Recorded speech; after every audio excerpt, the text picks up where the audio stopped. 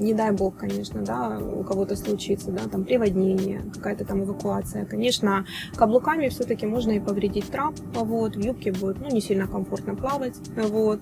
Я считаю, что форма наша максимально в себя сочетала, да, и удобство, вот, в работе в обычной, да, в стационарных стандартных условиях, и не дай бог что, да, вот не дай бог случится какая-то ситуация, что тоже максимально комфортно мы сможем себя, ну, насколько это возможно, да, в данной ситуации, благодаря одежде чувствовать. Тріска потягніше червоні пластини на зовнішній стороні жилету. Have the back should be buttoned on service, fix and fold tightly.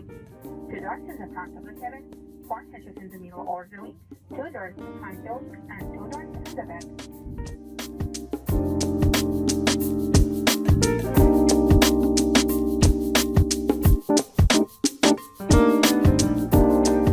В туфельках, конечно, красиво тоже, я не спорю, но ножки, конечно, чувствуют это все к концу полета, а ноги отекают. В кроссовках, конечно, ну, что вам сказать, классно, это максимально удобно, потому что и не находится, да, на подъеме ножка, и даже если вот идет вот это вот какой-то небольшой отек к рейсу, то это сводится к каким-то минимальным ощущениям.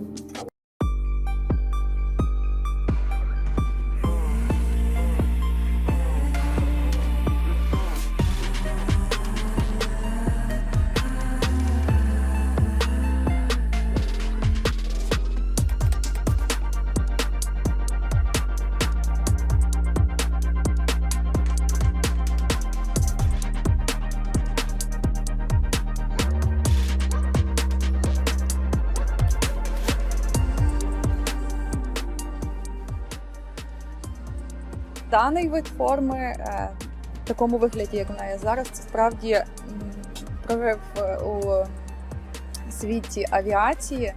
І загалом мені дуже подобається те, що авіаційна форма має моду.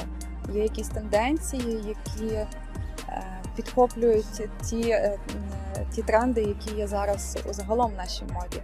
Тобто, якщо весь світ, всі модниці носять кросівки, то чому б це не могло статися в авіації?